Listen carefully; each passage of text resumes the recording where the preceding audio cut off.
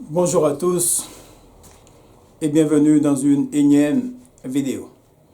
Réponse à l'homme qu'on appelle Tonton Marcel, et où vous le voyez, le titre de sa vidéo, c'est de nous dire que Bassem Braïki avait-il raison? Bassem Braïki avait-il raison? Cela veut dire qu'il se pose la question, est-ce que Bassem avait raison? C'est comme s'il nous disait en fait en clair que oui, que Bassem avait raison. Alors qu'est-ce qu'il nous dit, tonton Marcel? Mais bon, avant d'aller plus loin dans la vidéo, j'espère que encore une fois, il ne va pas nous jouer la victimisation en nous disant que oui, qu'il y a des haters qui lui répondent. Parce que quand tu fais la promo de Bassem Braïki, un homme qui pendant des années depuis qu'il est sous la toile, il n'a fait qu'insulter la communauté noire, quand il y a des gens qui te répondent, tu ne peux pas être dans une posture victimaire de dire que c'est eux qui sont les haters, alors que c'est toi en fait qui fais la promotion de Bassem. Alors qu'est-ce que tu nous dis, tonton Marcel? Tu nous dis en fait que oui, Bassem Braïki ne serait pas raciste en gros, Bassem Braïki serait communautariste. Pourquoi? Parce qu'il nous dit en fait que oui, qu'il préfère que ses sœurs maghrébines fréquentent des maghrébins et non pas des noirs en fait. Mais j'ai envie de te répondre, tonton Marcel. J'ai envie de te répondre. Depuis quand la loi des hommes dépasse la loi de Dieu, en fait? Depuis quand la loi des hommes dépasse la loi de Dieu? S'il y a une fille maghrébine qui décide de fréquenter un noir, ça c'est sans problème, tonton Marcel. S'il y a un homme noir qui fréquente une femme maghrébine, ça c'est sans problème, tonton Marcel. Parce que cela relève de quoi? Cela relève de leur vie privée, tonton Marcel. Je te le redis, si une fille maghrébine décide de fréquenter un homme noir, c'est sa vie privée, tonton Marcel. Le message, il est très simple, il est clair, il est net. Et quand Bassem Braïki nous dit que oui, qu'il ne veut pas que les femmes maghrébines fréquentent les hommes noirs, pour moi, ça, c'est du racisme. Ce n'est pas du communautarisme. Je pense que tu confonds ce qu'on appelle le communautarisme et le racisme, tonton Marcel.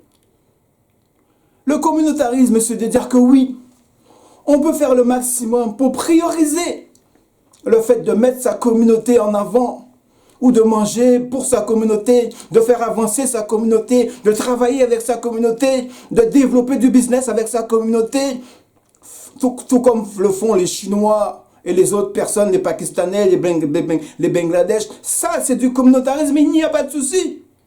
Mais même cela, je ne l'accepte pas. Parce que le mot communautarisme, en fait, pour moi, cela ne veut rien dire, en fait. Qu'on soit noir, maghrébin, chinois ou autre, j'estime que toute communauté est solidaire, tout simplement par principe. Mais ce qui se passe, c'est qu'en gros, la France nous a posté le mot communautarisme, nous a mis le mot communautarisme dans les têtes, de façon à mieux nous diviser, alors que les plus communautaristes, à commencer, ce sont les leucodermes. Il y a beaucoup d'autres communautés qui sont très communautaristes. Aux Antilles, il y a des béquets qui sont très communautaristes. Mais ceux-là, on ne parle pas de communautarisme. Il y a d'autres pays, là, tonton Marcel, qui sont très communautarisme. Mais entre eux, ils ne parlent jamais de communautarisme. Mais que ce sont les Noirs ou les Maghrébins qui sont communautarisme, tonton Marcel, on leur dit à cela que oui, ils sont communautaristes. Mais pour revenir à ce que tu disais en fait concernant le communautarisme et le racisme, là où tu commets l'amalgame, tonton Marcel, moi j'ai envie de te dire gentiment, avec tout le respect que j'ai pour toi, plutôt que de passer ton temps à dire des inepties sur YouTube, donne plutôt la parole à l'homme qu'on appelle Joe Dalton. Parce que Joe Dalton, au moins, même si je n'approuve pas tous ses points de vue, lui, au moins, il élève le niveau. Mais quand tu viens nous raconter tout et n'importe quoi, à tout mélanger, moi, je dis que c'est du n'importe quoi. Et je le redis, l'homme qu'on appelle Bassem Braïki, pour moi, il n'est pas communautariste. Pour moi, il est raciste. Il est raciste, et je le dis haut et fort. Tonton Marcel, rappelle-toi, il y a quelques mois, comment il avait été lynché par l'homme qu'on appelle Sadek. On a vu l'embrasement que ça a fait sur toute la toile. Et tu sais pourquoi il a été lynché, tonton Marcel? Rappelle-toi des propos qu'il disait sur la toile. Je ne tolérerai jamais le fait de mélanger mon café avec du lait. Même, il ne tolère même pas de mélanger son café avec du lait. Imagine-toi le niveau en fait. Le message, le symbole qu'il nous envoie. Cela veut dire que quoi? C'est comme si l'homme nous disait qu'il considérait le noir en fait comme étant plus bas que terre. Et toi, qu'est-ce que tu fais en fait? Tu fais des vidéos pour essayer de le remettre sur la toile, pour lui donner de la visibilité. Arrête de manger à tous les râteliers, tonton Marcel. Tu ne peux pas un jour faire des vidéos pour mettre en avant des rappeurs noirs. Et moi, quand je fais ça, je dis bravo, il n'y a pas de souci. Que tu mettes en avant aussi des rappeurs maghrébins, moi, il n'y a pas de souci. Que tu mettes en avant les rappeurs blancs, pour moi, il n'y a pas de souci. Parce que c'est le monde du rap que tu fais briller. C'est le monde du rap que tu mets en avant. Je dis bravo. Mais il ne faut pas mélanger le communautarisme et le racisme. Cela n'a rien à voir. Et pour, étayer ta pensée, tu es en train de comparer Bassem Braïki, sa stratégie de ne pas mélanger les femmes maghrébines avec les noirs, en le comparant à certains leaders qui nous disent que oui, qu'il faut manger entre eux. Tu es tellement lâche en fait, tu n'oses même pas citer le nom de ces leaders noirs-là. Mais ce que tu oublies de dire dans ta vidéo, c'est que ce leader noir-là, qui a dit qu'il ne fallait pas manger, qu'il fallait manger entre eux, il y a d'autres communautés qui le font. Les Chinois le font, les Israéliens le font, les Pakistanais le font, les Français le font, les leucodermes le font, beaucoup d'autres communautés le font. Mais à ce moment-là, personne ne dénonce le fait qu'eux mangent entre eux, consomment entre eux. Mais si les Noirs décident de consommer entre eux, on va leur dire que oui, voilà qu'ils sont racistes, ils ne sont pas si différents de Bassem Braïki et tonton Marcel. Moi, j'ai envie de te dire, sans être méchant vis-à-vis de toi, essaie d'élever un peu le niveau, tonton Marcel. Essaie d'élever le niveau. Ta chaîne YouTube, elle a beaucoup plus d'abonnés que la mienne. Mais en termes de qualité, je le dis sans aucune arrogance, en termes de qualité, ta chaîne YouTube, pour moi, c'est rien en fait. C'est rien. Tu ne dis que des inepties en fait. Et je te le redis, laisse plutôt la parole à l'homme qu'on appelle Joe Dalton, même si je n'approuve pas tout ce qu'il dit. Parce qu'au moins lui, Joe Dalton, il va participer à élever le niveau. Et cela nous fera plus avancer.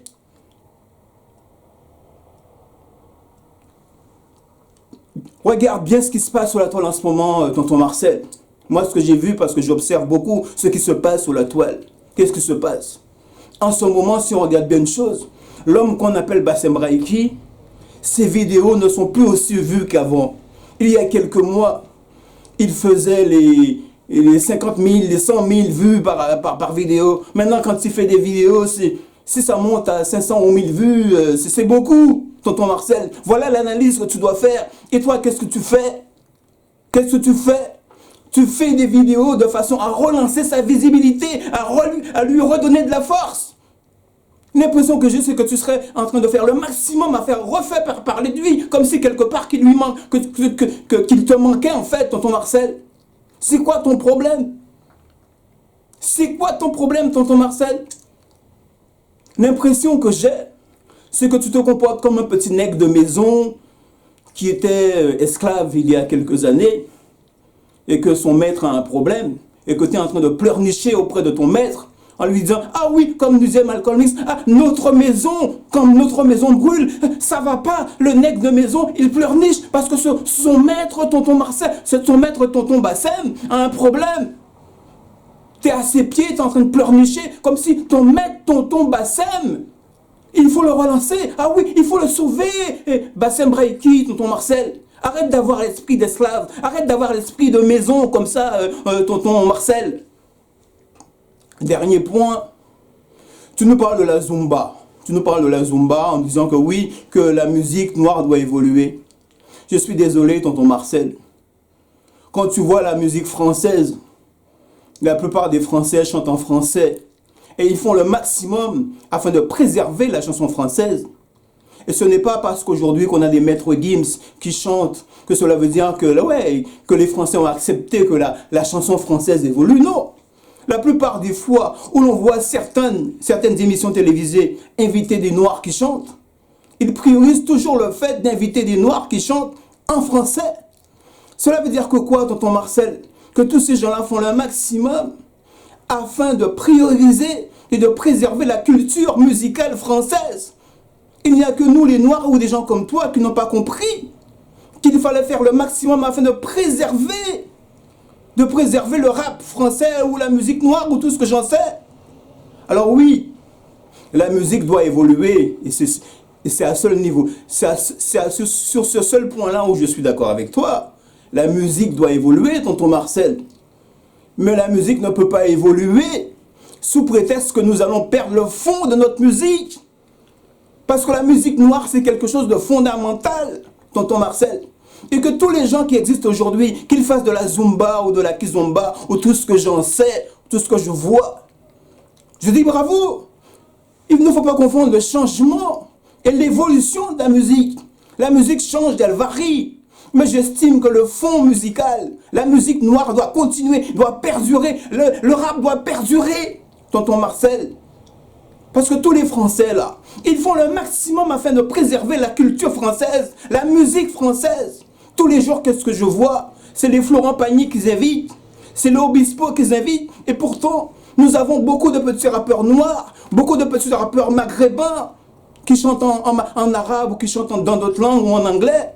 Mais en France, tout ce qui est fait, tonton Marcel, tous ces gens-là font le maximum afin de préserver leur culture à travers la musique. Il n'y a que toi, visiblement, qui n'a pas compris cela. Voilà, je vais en finir là. Et puis, dernière chose, tu nous parles en fait des présidents africains qui sont des pourris, les dictateurs africains qui sont des pourris, tonton Marcel. Pour conclure, je te dirais que oui, c'est vrai. Là, tu as raison. Il y a des dictateurs africains qui sont pourris. Mais la pire des choses, ce ne sont pas les présidents africains. Ce sont ceux qui cultivent la colonisation dans l'Afrique francophone. Et nous savons qui sont ceux qui font le maximum afin de faire perdurer la colonisation en Afrique, tonton Marcel. Nous le savons tous. Parce qu'en fait, maintenir un système colonial en place tel que le fait la France, c'est maintenir ces dictateurs en place. Donc pour moi, le pire des problèmes en Afrique, même si les dictateurs africains participent, ce sont ceux qui les tiennent en place. Aujourd'hui, nous savons que, bon, dans la plupart des pays du Maghreb, Algérie, Maroc, Tunisie, tous ces pays-là se sont battus afin d'arracher leur indépendance, tonton Marcel. Le problème, c'est qu'en Afrique noire, francophone, la jeunesse africaine n'est pas encore prête à arracher leur indépendance. Et comme disait le grand frère Aimé Césaire, la liberté ne se donne pas, elle s'arrache, tonton Marcel. Et je pense que personnellement, concernant l'émancipation de l'Afrique, de la jeunesse africaine, des continents et tout ce qui est, notre liberté en Afrique, pour que cela puisse arriver un jour, il faudra que la jeunesse africaine puisse arracher leur liberté. Oui, car comme le disait, oui, l'éminent Aimé Césaire, la liberté ne se donne pas, elle s'arrache. Donc le problème pour moi principalement, ce n'est pas les dictateurs africains, c'est notre capacité, la capacité de la jeunesse africaine à se dire que demain, oui, demain, si l'Afrique noire francophone doit être libre, ils doivent arracher, gagner leur liberté et ne pas dire que oui, que c'est uniquement à cause des dictateurs africains que les choses ne vont pas. Merci à tous et à une prochaine vidéo.